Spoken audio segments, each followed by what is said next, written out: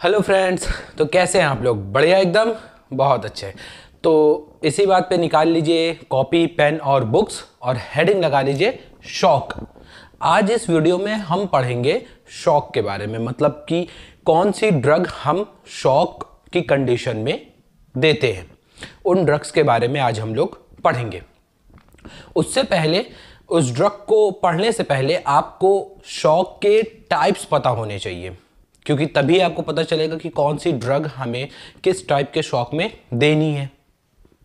तो इसलिए हम पहले शॉक के टाइप्स की बात करेंगे कि किस किस तरह के शॉक होते हैं, उसके बारे में थोड़ा सा डिस्कस करेंगे। और फिर हम देखेंगे कि क्या ड्रग हम लोग यूज़ करते हैं, क्या फार्माकोलॉजी है जो ड्रग्स हम लोग यूज़ करते हैं उसकी। ठीक है, तो जल्दी से हेडिंग लगा लीजिए शॉक की और शुरू करते हैं शॉक। नोट्स आप अपने हाथ से ही बनाइए, खुद लिखिए और खुद नोट्स तैयार करिए। तो यहाँ पे शॉक के बारे में हमने लिखा है, इसे आप चाहिए तो अपने कॉपी में लिख लीजिए। और शॉक होता क्या है, किस तरह के शॉक की बात कर रहे हैं हम लोग। कार्डियोजेनिक शॉक, मतलब कि जिसमें हमारा कार्डियोवास्कुलर सिस्टम जो है वो फेल हो जाता है। क्या होता है? शॉक एक कंडीशन होती है जिसमें कार्डियोवास्कुलर सिस्टम हमारा फेल हो जाता है। ठीक है, वही चीज यहां पे लिखी हुई है। अब कार्डियोवास्कुलर सिस्टम फेल हो जाएगा तो क्या होगा, क्या प्रॉब्लम आएगी? कार्डियोवास्कुलर सिस्टम में हमारा क्या मेन चीज होती है? ब्लड मेन होता है। ठीक है, ब्लड क्या करता है? सारे टिश्यू के पास न्यूट्रिएंट्स और ऑक्सीजन लेके जाता है। बहुत ही कॉमन सी बात हो गई अब तो ये आप लोगों के लिए, सबको भी पता होगी। ठीक है, न्यूट्रिएंट्स लेके जाता है और सबसे इंपॉर्टेंट चीज ऑक्सीजन लेके जाता है सभी टिश्यू के पास। अब कार्डियोवास्कुलर सिस्टम फेल हो जाएगा तो क्या होगा कि जो हमारा ब्लड है वो टिश्यू के पास नॉर्मल अमाउंट में पहुंच नहीं पाएगा, जिस अमाउंट में उसे पहुंचना चाहिए कम हो जाएगा, कम पहुंचेगा, जिसकी वजह से न्यूट्रिएंट्स और ऑक्सीजन भी कम पहुंचेंगे। अब अगर ऑक्सीजन कम पहुंचेगा हमारे टिश्यू के पास तो उन्हें वर्क करने में प्रॉब्लम होगी, काम करने में, मेटाबॉलिज्म प्रोसेस होती हैं, बहुत सी चीजें होती हैं, उन सब में प्रॉब्लम होगी।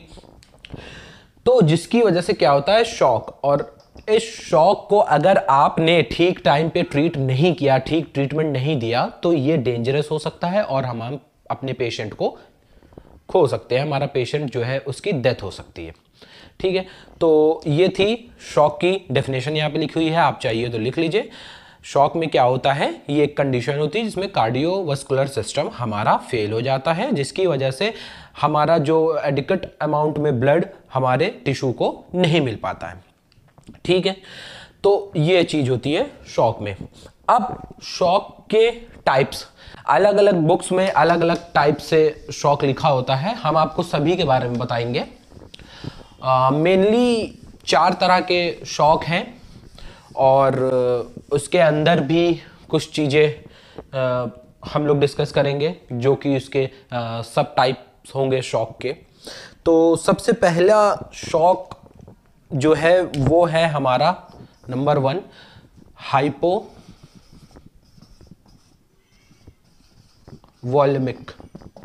Hypovolaemic shock. हाइपोवॉल्यूमिक, अब इसको नाम से ही आपको समझ में आ रहा होगा कि इसमें क्या होगा कि जो हमारे ब्लड का वॉल्यूम है वो डिक्रीज हो जाएगा।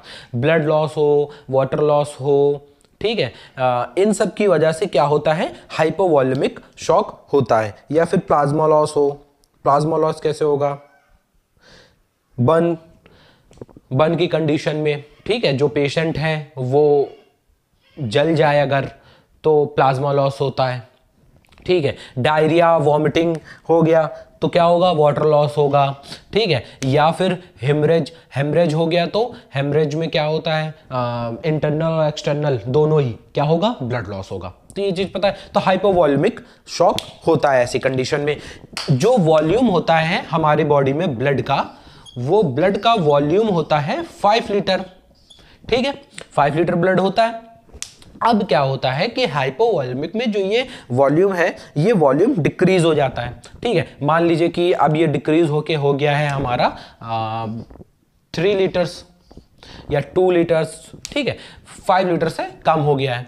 तो अब क्या होगा कि हमारी बॉडी में जिस अमाउंट में ऑक्सीजन और न्यूट्रिएंट्स हमारे टिश्यू में पहुंचना चाहिए वैसे नहीं पहुंच पाएगा, जिसकी वजह से क्या होगा, शॉक होगा। और ऐसे शॉक को हम लोग क्या बोलते हैं, हाइपोवोलेमिक शॉक। ठीक है, तो ये वॉल्यूम के डिक्रीज होने की वजह से शॉक होता है। ठीक, अब क्या हो सकते हैं इसमें, क्या क्या कंडीशंस हो सकती हैं, जैसे कि डायरिया हो गई, वॉमिटिंग, ठीक है, वॉमिटिंग, ठीक, वॉमिटिंग हो गई, डायरिया हो गई, हेमरेज हो गया, ठीक, हेमरेज,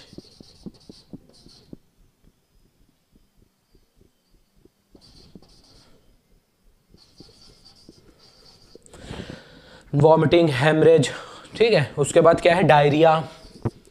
तो इन सब की वजह से क्या होगा, वाटर लॉस होगा, है ना, ब्लड का लॉस होगा, प्लाज्मा लॉस होगा, बर्न, ठीक। तो ये सब की वजह से क्या होगा, हाइपोवोलेमिक शॉक होगा इन कंडीशन में। तो ये था पहला टाइप, ठीक है। यानी कि इसमें हमें क्या करना पड़ेगा, इसमें हमें वॉल्यूम को मेंटेन करना पड़ेगा। अभी हम लोग देखेंगे कि कैसे मेंटेन करते हैं, ठीक है। तो ये चीज़ हो गई है, ये आप अपने कॉपी में लिख लीजिए पॉज करके video.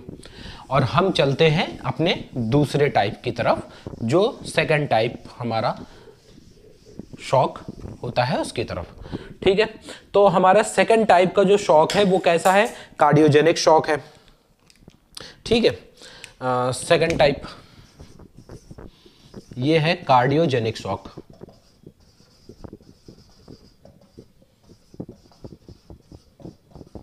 Cardiogenic shock, cardiogenic shock किससे रिलेटेड है, हार्ट से। नाम से ही समझ में आ रहा होगा, हार्ट से रिलेटेड है, ठीक है। क्या होता है इसमें कि इस कंडीशन में, ऐसे शॉक में क्या होता है कि हमारा जो हार्ट है वो एक्ट करता है एज अ पंप की तरह एक्ट करता है, ठीक। क्या करता है वो, ब्लड को पंप करता है, पूरी बॉडी में सर्कुलेट करता है, फिर पूरी बॉडी से ब्लड हमारा हार्ट में जाता है, हार्ट से लंग्स में प्यूरिफाई होता है, फिर हमारे हार्ट में आता है और फिर वो पंप करता है और फिर हमारे बॉडी में वो फैल जाता है। तो ये काम चला करता है, ठीक। अच्छा, अब अगर हमारे हार्ट में कोई प्रॉब्लम आ जाए, कैसी प्रॉब्लम, जैसे कि मायोकार्डियल इन्फ्रेक्शन, ठीक, और जिसकी वजह से क्या हो, कोई भी प्रॉब्लम हो सकती है जिसकी वजह से क्या हो कि जो ब्लड हमारा हार्ट पंप कर रहा है वो वैसे पंप ना कर पाए, ठीक है। अब क्या हो कि कम पंप करे तो अमाउंट कम हो जाएगा, जो ब्लड हमारा बॉडी में सर्कुलेट हो रहा है उसका अमाउंट कम हो जाएगा, वॉल्यूम कम हो जाएगा, ठीक है। कम पंप करे या फिर पंप ही ना कर पाए, या फिर और कोई चीज हो गई है, ठीक है, जैसे कि हार्ट हमारा कॉन्स्ट्रिक्ट हो गया है, ठीक। तो ये सब कंडीशन की वजह से, बहुत सारी कंडीशन हो सकती है, तो उसकी वजह से क्या हो कि हमारा हार्ट जो कि पंप की तरह वर्क कर रहा है वो वर्क ना कर पाए। तो ऐसे में क्या होगा कि शॉक होगा। क्यों? क्योंकि ब्लड का वॉल्यूम कम हो गया है, जो टिश्यू के पास हमारे पहुंच रहा है उसके पास, और उसकी वजह से न्यूट्रिएंट्स और ऑक्सीजन कम हो गया है, जिसकी वजह से क्या होगा, कार्डियोजेनिक शॉक होगा। ये चीज समझ में आई, कार्डियोजेनिक शॉक, ठीक है। कार्डियोजेनिक शॉक हमारा ऐसे कंडीशन में होता है जिसकी वजह से, तो ये सेकंड टाइप था। ये सेकंड टाइप आप लोगों को समझ में आ गया होगा कि सेकंड टाइप कार्डियोजेनिक शॉक हमारा कैसा होता है, ठीक है, इसमें क्या परेशानी हो जाएंगी, ये चीज समझ में आई। अब हम अपने बात करते हैं तीसरे शॉक की तरफ, जो कि है डिस्ट्रीब्यूटिव शॉक, ठीक। डिस्ट्रीब्यूटिव शॉक में क्या चीजें होती हैं उसके बारे में, तीसरे टाइप के शॉक के बारे में बात करते हैं। कार्डियोजेनिक शॉक तो अब आपको समझ में आ ही गया होगा कि क्या है, ठीक है। अब इसके बाद हमारा तीसरा टाइप का शॉक है। अच्छा, इसमें हम लोग पैथोफिजियोलॉजी की बात नहीं कर रहे हैं, ठीक है, क्योंकि ये इसमें हम लोग फार्माकोलॉजी देख रहे हैं, ड्रग की देखना है हमें, तो इसलिए, ठीक है। पैथोफिजियोलॉजी में जो शॉक है उसको हम लोग डिटेल में अच्छे से सारी चीजें डिस्कस करेंगे। तो ये है तीसरा टाइप। तीसरा टाइप हमारा क्या होता है, डिस्ट्रीब्यूटिव शॉक, ठीक है, डिस्ट्रीब्यूटिव शॉक होता है। डिस्ट्रीब्यूटिव शॉक, डिस्ट्रीब्यूटिव शॉक अब आपको नाम से ही समझ में आ रहा होगा कुछ कुछ कि डिस्ट्रीब्यूटिव शॉक में क्या होगा, डिस्ट्रीब्यूशन से कुछ रिलेटेड है। क्या होता है कि हमारे बॉडी में जो ब्लड का वॉल्यूम है वो नॉर्मल है, क्या है, ब्लड हमारे बॉडी में 5 लीटर ही है, ठीक है, ये नॉर्मल है। लेकिन बॉडी की कैपेसिटी इंक्रीज हो गई है, जिसकी वजह से क्या हो रहा है कि डिस्ट्रीब्यूशन में प्रॉब्लम आ रही है, बॉडी की कैपेसिटी इंक्रीज हो गई है, ठीक है। क्या इंक्रीज हो गई है, कैपेसिटी इंक्रीज हो गई है, ठीक, कैपेसिटी, बॉडी की कैपेसिटी इंक्रीज हो गई है। अब मान लो कि ये कितनी हो गई है, ये बॉडी को ब्लड चाहिए 8 लीटर, ठीक। तो अब क्या होगा कि बॉडी को ब्लड चाहिए 8 लीटर और ब्लड हमारे बॉडी में कितना है 5 लीटर, तो कैपेसिटी इंक्रीज हो गई है, तो इसलिए क्या होगा, शॉक होगा। क्यों, क्योंकि जिस अमाउंट में हमें ब्लड चाहिए उस अमाउंट में ब्लड हमारे बॉडी में नहीं है, ठीक, तो शॉक होगा ही होगा। अब शॉक होगा तो वो शॉक कैसा होगा, डिस्ट्रीब्यूटिव शॉक। किस क्या टाइप होगा शॉक का, डिस्ट्रीब्यूटिव, ठीक है। तो ये होता है। अच्छा, ये चीज होती क्यों है ये बताना जरूरी है, क्योंकि अभी ड्रग के बारे में पढ़ना है। ये चीज होती इसलिए है क्योंकि हमारा जो, मान लीजिए कि ये है हमारी वेसल, आर्टरीज या वेन, ये हमारी वेसल है बॉडी में, ठीक है। अब ये वेसल्स किसी प्रॉब्लम की वजह से, किसी भी रीजन की वजह से क्या हो गई हैं, ये हो गई हैं डायलेट, ठीक, ये हो गई हैं डायलेट। अब ये डायलेट हो गई हैं तो अब आप हमें बताइए कि ब्लड इसमें कम लगेगा कि इसमें कम लगेगा, इसमें ज़्यादा लगेगा, डायलेट हो गई, ज़्यादा ब्लड चाहिए, है ना। तो ये हमारी जो वेन्स हैं, वेसल्स हैं, आर्टरीज और वेन्स हैं, ये डायलेट हो जाती हैं, जिसकी वजह से कैपेसिटी इंक्रीज हो जाती है और वो फुलफिल ना होने की वजह से शॉक होता है, जिसको बोलते हैं डिस्ट्रीब्यूटिव शॉक।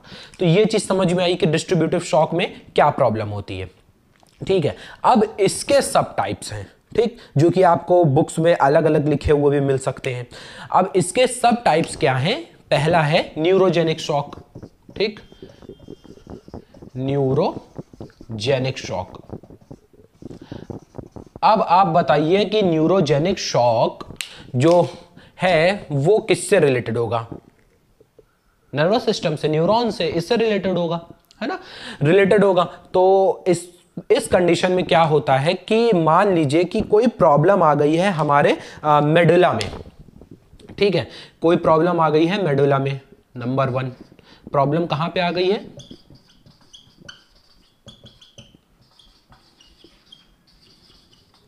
प्रॉब्लम आ गई हमारे मेडुला में, ठीक है, जिसकी वजह से क्या होगा कि जो सिंपैथेटिक आउटफ्लो है हमारे बॉडी में, सिंपैथेटिक आउटफ्लो, उसमें प्रॉब्लम आएगी, जाहिर सी बात है, ठीक।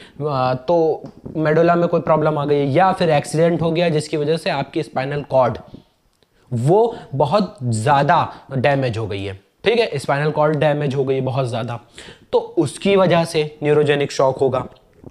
होता क्या है अभी हम बताते हैं। फिर उसके बाद मान लीजिए कि आपने क्या किया है, गैंग्लियन ब्लॉकर्स बहुत ज्यादा यूज कर लिया है, उसकी टॉक्सिसिटी हो गई है आपके बॉडी में, ठीक। गैंग्लियन ब्लॉकर्स क्या है, गैंग्लियन ब्लॉकर्स,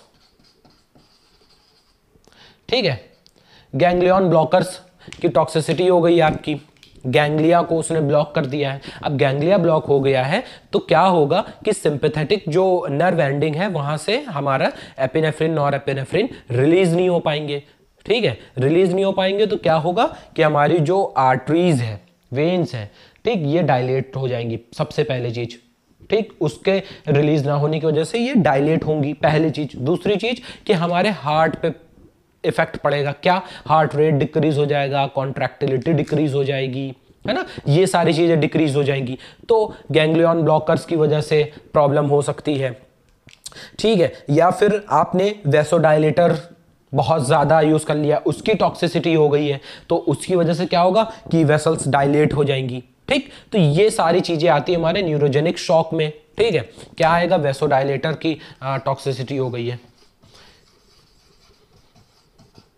वैसोडाइलेटर्स हमने बहुत ज्यादा यूज कर लिया है। तो ये सब आप लिखते चलिए कॉपी में, वीडियो पॉज करिए और इसको लिखते चलिए, ठीक है। तो ये वैसोडाइलेटर्स की टॉक्सिसिटी हो गई है, न्यूरोजेनिक शॉक होगा उसकी वजह से। ये चीज क्लियर हो गई होगी, समझ में आ गया होगा। ये था सब टाइप पहला। दूसरा क्या है इसका, दूसरा है इसमें सेप्टिक शॉक। ठीक, सेप्टिक शॉक। अब आपने एक वर्ड सुना होगा जिसको बोलते हैं हम लोग एंटीसेप्टिक, है ना, आपने सुना होगा। क्या है? Septic shock. एंटीसेप्टिक क्या करता है? एंटीसेप्टिक, एंटीसेप्टिक हमारे बैक्टीरिया और जर्म्स को मारता है, किल करता है, उनकी ग्रोथ को रोकता है ना, ये काम करता है। ठीक है, तो सेप्टिक शॉक किस वजह से होता है? बैक्टीरिया की वजह से होता है, बैक्टीरिया की वजह से होता है, जर्म्स की वजह से होता है। क्या होता है हमारी बॉडी में, मान लीजिए कि आप कोई काम कर रहे हैं, ठीक है, और काम करते वक्त आपकी उंगली में चोट लग गई, कट लग गया, कुछ लग गया, तो उससे बैक्टीरिया एंटर हो जाएंगे, बैक्टीरिया हमारे ब्लड में पहुंच जाएंगे। यानी कि बैक्टीरिया हमारे ब्लड में होते ही हैं, लेकिन वो उनसे हमें कोई प्रॉब्लम क्यों नहीं हो पाती है? इसलिए नहीं हो पाती है क्योंकि जो हमारे बॉडी का इम्यून सिस्टम है वो प्रॉब्लम होने नहीं देता है। ठीक है, वो उनको देखता है, उनको किल कर देता है, ठीक, उनको ग्रो नहीं होने देता है। तो ये सारी चीज़ों की वजह से हमें प्रॉब्लम नॉर्मल ऐसे नहीं होती है, लेकिन बैक्टीरिया हमारे ब्लड में होते हैं। ठीक है, चोट लग गई, कोई चीज है वो लग गया, मान लीजिए कोई पिन थी पड़ी हुई थी, आप चल रहे थे और पैर में लग गई, तो इन सब की वजह से हो सकता है।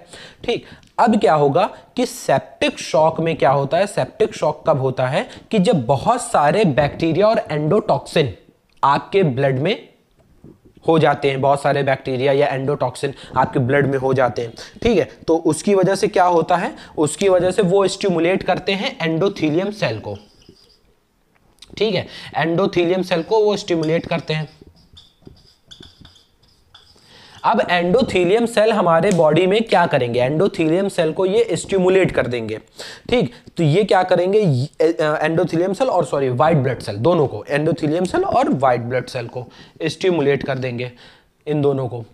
अब क्या होगा कि बहुत सारा साइटोकाइनिन प्रोड्यूस होगा हमारी बॉडी में। ठीक, साइटोकाइनिन प्रोड्यूस होगा बहुत सारा इन दोनों के एक्टिवेट होने की वजह से, जिससे कि क्या होगा? वैसोडाइलेशन होगा। ठीक है, अब वैसोडाइलेशन हो गया है पूरी बॉडी में हमारे। ठीक, यानी कि कैपेसिटी इंक्रीज हो गई है। अब जितना ब्लड जो कि नॉर्मल अमाउंट था, जो कि अभी तक ठीक था, अब वो हमारे लिए इनफ नहीं है, तो क्या होगा? शॉक होगा, और ऐसे शॉक को हम बोलते हैं सेप्टिक शॉक। ठीक है, तो इस वजह से भी हमारे ये एक सब टाइप है डिस्ट्रीब्यूटिव शॉक का, सेप्टिक शॉक। ठीक है, उसके बाद एक्यूट एड्रिनल इनसफिशियंसी हो जाती है हमारे बॉडी में। ठीक है, एड्रिनल इनसफिशियंसी हो गई है अगर, तो उसकी वजह से भी वैसोडाइलेशन हो जाएगा। ठीक, तो ये सारी चीजें होती हैं हमारे डिस्ट्रीब्यूटिव शॉक में। ठीक है, ये चीज समझ में आ गई। इसके बाद हम बात करते हैं ऑब्स्ट्रक्टिव शॉक के बारे में। ठीक है, अब हम अपने चौथे टाइप की तरफ चलते हैं, जो कि है ऑब्स्ट्रक्टिव शॉक। अब इसको भी आपको नाम से समझ में आ रहा होगा कि ऑब्स्ट्रक्टिव शॉक में क्या चीज है। ठीक, ऑब्स्ट्रक्टिव शॉक में ये चीजें आएंगी कि ऑब्स्ट्रक्शन हो गया, ब्लड के फ्लो में ऑब्स्ट्रक्शन आ गया। अब वो ऑब्स्ट्रक्शन हमारे हार्ट में भी हो सकता है, हमारे वेसल्स में भी हो सकता है। ठीक है, तो चौथा पॉइंट क्या है? Obstructive shock.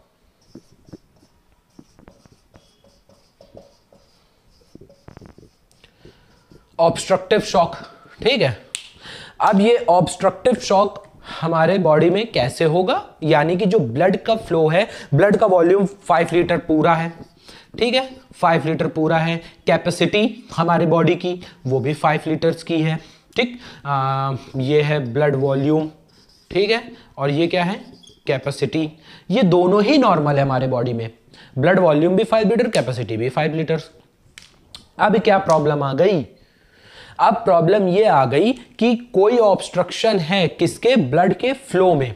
अब वो ऑब्स्ट्रक्शन हमारे हार्ट में भी हो सकता है, ठीक है। हमारे हार्ट में मान लीजिए कि जैसे कोई वो हो जाए ट्यूमर, ठीक है, हमारे एट्रियम में ट्यूमर हो जाए तो उस वजह से भी प्रॉब्लम होगा। अब वो जो ट्यूमर है वो हमारे ब्लड के फ्लो में ऑब्स्ट्रक्शन की तरह ही तो वर्क करेगा, एक ऑब्स्ट्रक्शन की तरह तो है, ब्लड को रोकेगा, तो ब्लड का फ्लो डिक्रीज हो जाएगा, परफ्यूजन डिक्रीज हो जाएगा, न्यूट्रिशन डिक्रीज हो जाएगा, न्यूट्रिएंट जो मिल रहा है टिश्यू को, ऑक्सीजन भी रिड्यूस हो जाएगी, कम हो जाएगी, ठीक है। तो ये सारी चीजों की वजह से क्या होता है? हमारा ऑब्स्ट्रक्टिव शॉक होता है, जो कि किस टाइप में आता है? ऑब्स्ट्रक्टिव में, ठीक है। ऑब्स्ट्रक्टिव शॉक हम ऐसे शॉक को बोलते हैं। ठीक है, अच्छा, तो ये सारी चीजें हमारी बॉडी में होती है। जब हम पैथोफिजियोलॉजी की बात करेंगे तो डिटेल में इसे समझेंगे, देखेंगे क्या क्या चीजें होती हैं, क्यों क्यों होती हैं।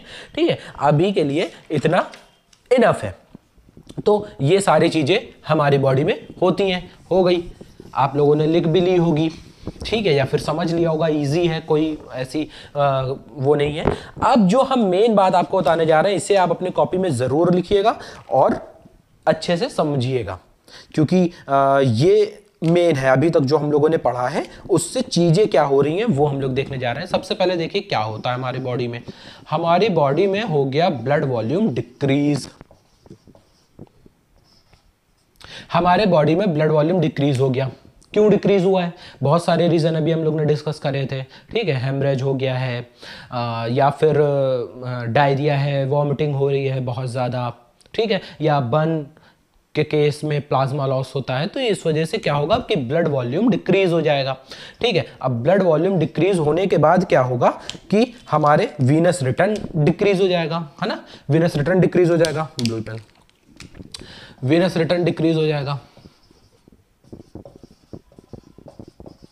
वीनस रिटर्न डिक्रीज हो गया।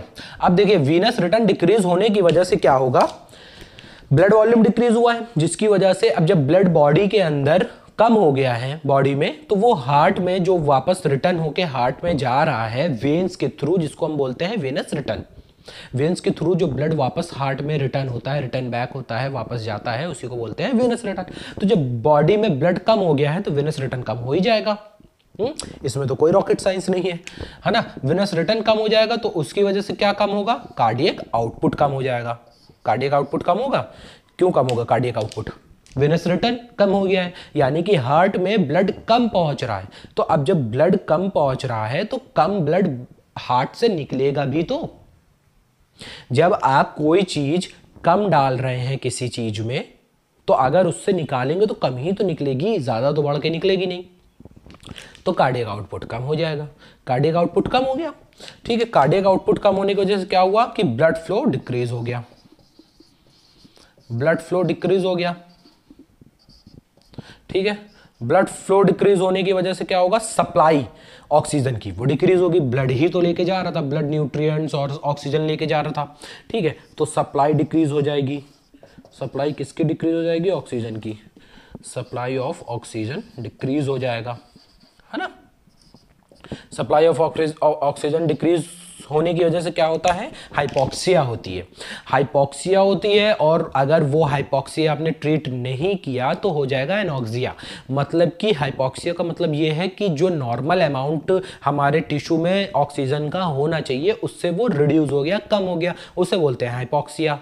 ठीक, ऑक्सीजन लेवल कम हो गया। और जब कंप्लीट डिप्लीशन हो जाए ऑक्सीजन का, खत्म हो जाए ऑक्सीजन हमारे बॉडी में, टिश्यू में, तो उसे हम बोलते हैं एनॉक्सिया। ठीक है, तो क्या हो जाएगा, एनॉक्सिया हो जाएगी। एनॉक्सिया हो गई।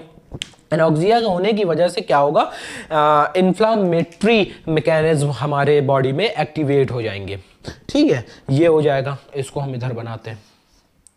ठीक है, इन्फ्लामेटरी डिसऑर्डर्स हो जाएंगे हमारी बॉडी में। क्या होंगे? Inflammatory disorders. ठीक है, इन्फ्लामेटरी डिसऑर्डर्स हो जाएंगे हमारी बॉडी में, और इसकी वजह से फाइनली क्या होगा, हमारे बॉडी में शॉक। ठीक, इसकी वजह से क्या होगा, शॉक। तो ये मेन चीज है, इसे आप अपनी कॉपी में जरूर लिखिए, समझ में तो आ ही रही होगी। ठीक है, बहुत ही इजी वे में लिखा हुआ है, तो ये आपके दिमाग में भी बैठ जाएगी। अब आपको समझ में आ रहा होगा कि ये सारी चीजें हुई हैं। क्या हो गया था, ब्लड वॉल्यूम डिक्रीज हुआ था, जिसकी वजह से वीनस रिटर्न डिक्रीज हो जाएगा। वीनस रिटर्न डिक्रीज होगा तो कार्डियक आउटपुट डिक्रीज होगा। कार्डियक आउटपुट डिक्रीज होगा तो ब्लड फ्लो भी डिक्रीज हो जाएगा। ठीक है, ब्लड फ्लो डिक्रीज हो जाएगा, जिसकी वजह से ऑक्सीजन की सप्लाई डिक्रीज हो जाएगी। मेन ऑक्सीजन है, ऑक्सीजन की सप्लाई डिक्रीज हो जाएगी, जिसकी वजह से एनॉक्सिया होगा, और फिर इन्फ्लेमेटरी डिसऑर्डर्स हो जाएंगे हमारी बॉडी में, और फिर शॉक। ठीक है, तो ये सारी चीजें हमारी बॉडी में होती हैं। अब एक मेन बात ये है कि जो शॉक है ये 3 स्टेज में होता है। ठीक है, शॉक की कितनी स्टेज है? 3 स्टेजेस हैं। ठीक है, 3 स्टेजेस है। फर्स्ट स्टेज में क्या होता है कि जब भी फर्स्ट स्टेज आती है शॉक की, शॉक हमारे बॉडी में होना शुरू होता है, तो क्या होता है कि हमारे बॉडी में बहुत सारी मैकेनिज्म हैं जो कि एक्टिवेट हो जाती हैं। किस लिए? ताकि वो इसको कंपनसेट कर सके, जो भी सप्लाई ऑक्सीजन की रिड्यूस हुई है उसको कंपनसेट कर सके। ठीक है, इस वजह से इसलिए हमारे बॉडी में वो एक्टिवेट हो जाती हैं। ठीक, अच्छा, उसके बाद क्या होता है सेकेंड स्टेज में? अगर वो आपने ट्रीट नहीं किया, उसमें फर्स्ट स्टेज में ट्रीट नहीं किया, ठीक है, तो वो क्या होगा, सेकेंड स्टेज में चली जाएंगी। भाई लाख हमारे बॉडी में मैकेनिज्म एक्टिवेट हो जाए उसको कंपनसेट करने के लिए, ठीक, लेकिन जो मेन प्रॉब्लम है अगर उसे ठीक नहीं किया गया तो वो आगे बढ़ेगी, वो सही थोड़ी हो जाएगी। ठीक, तो क्या होगा कि हमारी जो पेशेंट है वो हमारा पेशेंट सेकेंड स्टेज में एंटर कर जाएगा, सेकेंड स्टेज में चला जाएगा। ठीक है, अब इस सेकेंड स्टेज में आपको उसे ट्रीट करना ही पड़ेगा मेडिकली। ठीक है, उसे आपको ड्रग देनी पड़ेगी, उसे आपको ब्लड हो सकता है कि आपको ब्लड ट्रांसफ्यूज करना पड़े, चढ़ाना पड़े, उसे ब्लड देना पड़ता है। ठीक है, बाहर से जो भी ब्लड ग्रुप उसका होगा उस ब्लड ग्रुप का। फिर उसके बाद आपको ऑक्सीजन उसे देनी पड़ेगी।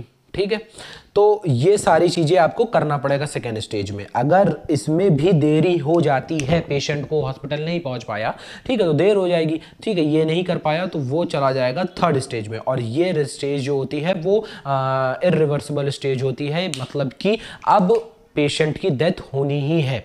आप उसे कितना भी ट्रीट कर लीजिए, आप उसे अच्छे से अच्छा ट्रीटमेंट दे दीजिए, लेकिन पेशेंट की डेथ होगी ही होगी। क्यों? क्योंकि थर्ड स्टेज में जो बॉडी की बायोकेमिस्ट्री है वो पूरी डिस्टर्ब हो जाती है।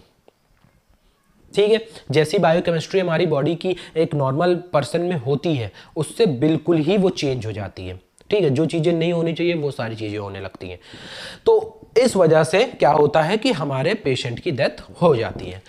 तो ये सारी चीज़ें आप पॉज करिए, लिख लीजिए कॉपी में, और हम अब देखते हैं कि कौन कौन सी ड्रग्स हम लोग अपने शॉक होने पर यूज़ कर सकते हैं।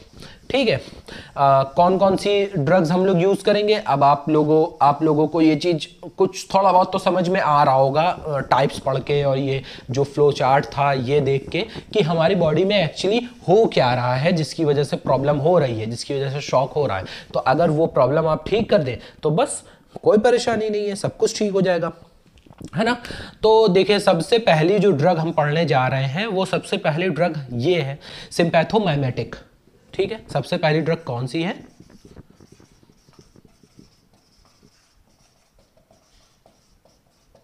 Sympathomimetic drug.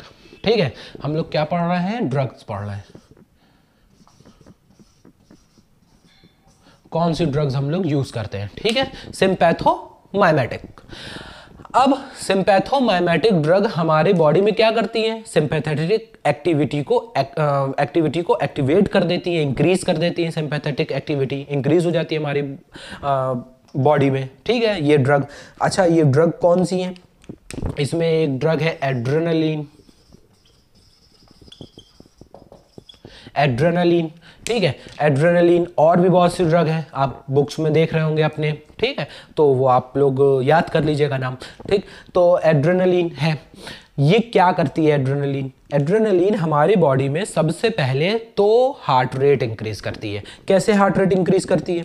देखो, हमने आपको बताया था जब हम आपको वो पढ़ा रहे थे कंजेस्टिव हार्ट फेलियर, तो उसमें हमने आपको बताया था कि जो हमारा हार्ट होता है, ठीक, ये जो हमारा हार्ट है, इस हार्ट पे ऐसे नोड होता है। ठीक है, ऐसे नोड होता है, एवी नोड होता है, और bundle of his, bundle of परकिंजे, ये सारी चीजें होती हैं। ठीक है, ये तो आपको पता ही होगा। अब देखो, ऐसे नोड है यार, ये रहा। ठीक, फिर उसके बाद एवी नोड है, फिर एवी नोड से बंडल ऑफ हिस, फिर right bundle branch, left bundle branch, परकिंजे fibres, ये है। तो अब देखिए, ध्यान से सुन लीजिए इस बार फिर। क्या होता है हमारी बॉडी में, जो ऐसे नोड पे पैरासिम्पैथेटिक की बात कर रहे हैं, सॉरी सिंपैथेटिक की बात कर रहे हैं, सिंपैथेटिक रिसेप्टर्स की। ठीक, हमारे हार्ट में सिंपैथेटिक रिसेप्टर्स प्रेजेंट होते हैं ऐसे नोड में, और प्रेजेंट होते हैं हमारे एट्रियम में।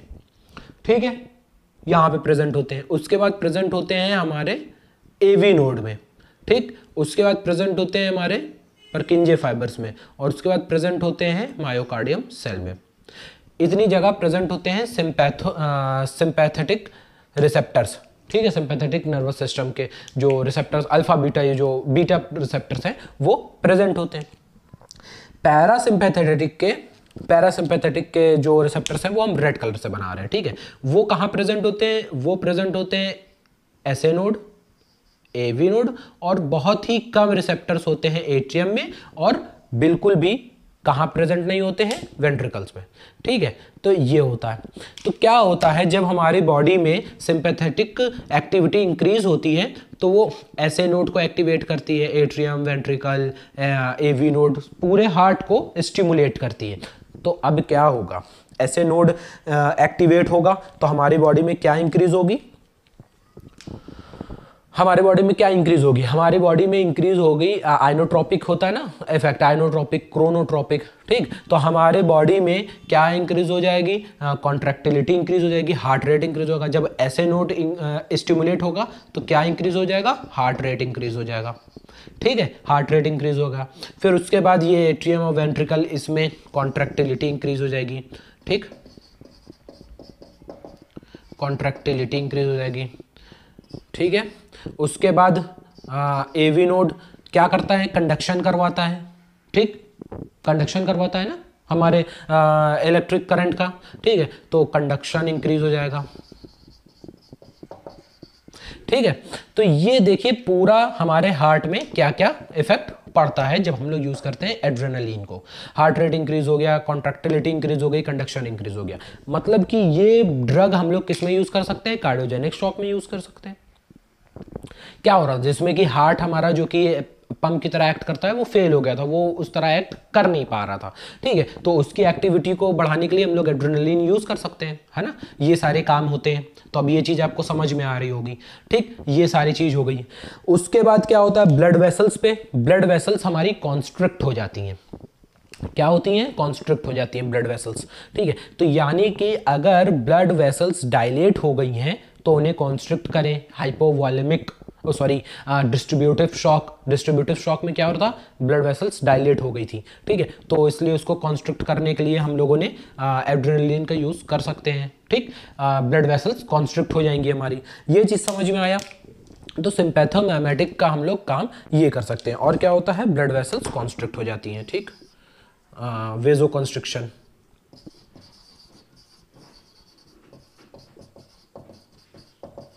वेजो कॉन्स्ट्रिक्शन हो जाएगा, ठीक। ये सारी चीजें हमारे बॉडी में होंगी। अब इसके बाद सेकंड टाइप की जो ड्रग है वो कौन सी है? सेकंड टाइप की ड्रग है अल्फा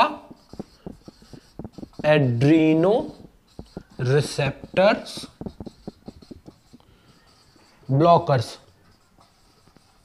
ठीक है। अल्फा एड्रीनो रिसेप्टर्स ब्लॉकर्स ये क्या करेंगे? ये अल्फा रिसेप्टर्स को, हमारी बॉडी में जो अल्फा रिसेप्टर्स होते हैं उनको ब्लॉक कर देते हैं, उनको ब्लॉक कर देंगे। अब उनको ब्लॉक करने की वजह से क्या होगा कि जो उनकी अल्फा रिसेप्टर्स मीडिएटेड एक्टिविटी है हमारी बॉडी में वो डिक्रीज हो जाएगी। अल्फा रिसेप्टर ब्लॉक होगा तो अल्फा रिसेप्टर मीडिएटेड एक्टिविटी हमारी बॉडी में डिक्रीज हो जाएगी, ठीक है। अब वो एक्टिविटीज क्या है? सबसे पहले तो हम देखते हैं कि ड्रग कौन सी है। तो ड्रग इसमें है प्राजोसिन, ठीक है। ये ड्रग है ना। तो इस ड्रग में क्या हो रहा था? ये ड्रग हमारे बॉडी में क्या करती हैं? वेजोडाइलेशन करती हैं। मतलब कैसे? ये अल्फा रिसेप्टर ब्लॉक कर देंगी। अब अल्फा रिसेप्टर्स अगर ब्लॉक हो जाएंगे तो उससे हमारे एपिनेफ्रिन, नॉर एपिनेफ्रिन बाइंड नहीं हो पाएंगे। जब ये दोनों बाइंड नहीं होंगे तो कॉन्स्ट्रिक्शन नहीं होगा, ठीक है। अब कॉन्स्ट्रिक्शन नहीं हो रहा है तो जाहिर सी बात है डायलेशन होगा, डायलेशन हो जाएगा, ठीक है। तो अल्फा एड्रीनो रिसेप्टर्स ब्लॉकर्स क्या करेंगी? वो हमारे बॉडी में वेजोडाइलेशन कर देंगी। उससे क्या होगा? और वो भी खास करके जो प्राजोसिन है ये क्या डायलेट करती है? आर्टरीज डायलेट करती हैं। आर्टरीज के डायलेट होने की वजह से क्या होगा? हार्ट को हमारे हेल्प होगी। कैसे हेल्प होगी? रेजिस्टेंस कम हो जाएगा, पेरिफेरल रेजिस्टेंस डिक्रीज हो जाएगा। आफ्टर लोड डिक्रीज हो जाएगा, है ना। जब ये डिक्रीज होगा तो कार्डियक आउटपुट बढ़ जाएगा, है ना, बीपी ब्लड प्रेशर बढ़ेगा। तो ये हमारी चीज होती है। क्या होगा, प्राजोसिन क्या करेंगी, डायलेट कर देंगी, वेसल्स डायलेट कर देंगी। ठीक है, ये चीज समझ में आई आपको। इसके बाद आती है थर्ड चीज, और वो थर्ड चीज क्या है, थर्ड चीज है आर्टिफिशियल ऑक्सीजन। ठीक, ये भी हम लोग यूज करते हैं। आर्टिफिशियल ऑक्सीजन क्यों यूज करते हैं भैया, बता सकता है कोई? अब इतनी चीज तो आपको पता ही चल गई होगी कि आर्टिफिशियल ऑक्सीजन हम लोग क्यों यूज करेंगे। मेन काम क्या हो रहा था, ऑक्सीजन रिड्यूस हो रहा था, तो ऑक्सीजन तो उसे देना ही पड़ेगा। ठीक है, आप पेशेंट आया उसे ऑक्सीजन दीजिए कि ज्यादा से ज्यादा ऑक्सीजन उसके शरीर में पहुंचे। ठीक है, तो आर्टिफिशियल ऑक्सीजन। उसके बाद हम चौथे नंबर पे देंगे कार्डियक ग्लाइकोसाइड्स। ठीक है, कार्डियक ग्लाइकोसाइड्स। कार्डियक ग्लाइकोसाइड्स क्या करते हैं, आप लोगों ने पढ़ा है कार्डियक ग्लाइकोसाइड्स, किसमें पढ़ा है, कंजस्टिव हार्ट फेलियर में। कार्डियक ग्लाइकोसाइड कैसी एक्टिविटी होती है इनकी, आइनोट्रोपिक एक्टिविटी होती है। मतलब कि ये क्या करेंगे, कॉन्ट्रैक्टिलिटी इंक्रीज करेंगे हमारी बॉडी में, है ना, कॉन्ट्रैक्टिलिटी इंक्रीज कर देंगे। कौन सी ड्रग्स हैं इसमें, डिजिटैलिस यानी कि डाइजॉक्सिन और डिजिटॉक्सिन। ठीक है, डिजिटॉक्सिन। तो ये दो ड्रग्स हम लोग कार्डियक ग्लाइकोसाइड्स की तरह यूज करते हैं। क्या होगा, कॉन्ट्रैक्टिलिटी इंक्रीज हो जाएगी हमारे हार्ट की, हार्ट कॉन्ट्रैक्ट ज्यादा होगा तो ब्लड ज्यादा पंप करेगा, ब्लड वॉल्यूम, हमारे जो ब्लड परफ्यूजन डिक्रीज हुआ है वो बढ़ जाएगा, परफ्यूजन नॉर्मल हो जाएगा। ठीक है, तो इसलिए हम लोग कार्डियक ग्लाइकोसाइड यूज करते हैं। कार्डियक ग्लाइकोसाइड के बाद हम लोग यूज करते हैं क्या, ग्लूकागॉन। ठीक है, ग्लूकागॉन हम लोग यूज करते हैं। ग्लूकागॉन क्या करते हैं बॉडी में हमारे, ग्लूकागॉन क्या होता है कि हमारे ब्लड बॉडी में ब्लड शुगर लेवल डिक्रीज हो जाती है। ठीक है, ब्लड शुगर लेवल डिक्रीज होने की वजह से क्या होता है कि जो अमाइनो एसिड है, प्लाज्मा अमाइनो एसिड, वो इंक्रीज होता है, जो कि स्टिमुलेट कर देता है ग्लूकागॉन को। अब ये ग्लूकागॉन क्या करता है, हमारे बॉडी में ब्लड शुगर लेवल को मेंटेन करता है, ब्लड शुगर लेवल इंक्रीज करता है। ठीक है, जो डिक्रीज हो गया, तो हम लोग ग्लूकागॉन यूज कर सकते हैं। ये चीज समझ में आ गई आपको, ग्लूकागॉन यूज करेंगे। ग्लूकागॉन यूज करने के बाद हम लोग अपना यूज करेंगे छठे नंबर की ड्रग, जो कि क्या है, जो कि है डेक्स्ट्रैन। डेक्स्ट्रैन, अब ये डेक्स्ट्रैन हमारे बॉडी में क्या करता है, डेक्स्ट्रैन होता क्या है, डेक्स्ट्रैन हमारे बॉडी में प्लाज्मा को एक्सपेंड करता है। ये क्या होता है, प्लाज्मा एक्सपेंडर होता है। क्या होता है, ये प्लाज्मा एक्सपेंडर होता है।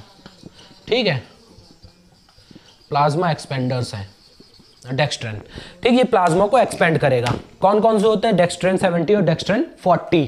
ठीक, डेक्स्ट्रैन 70 और डेक्स्ट्रैन 40 ये हमारे बॉडी में प्लाज्मा को एक्सपेंड करेंगे। कैसे एक्सपेंड करते हैं, ये हमारी बॉडी में जो सुपरस्टिशियल इंटरस्टिशियल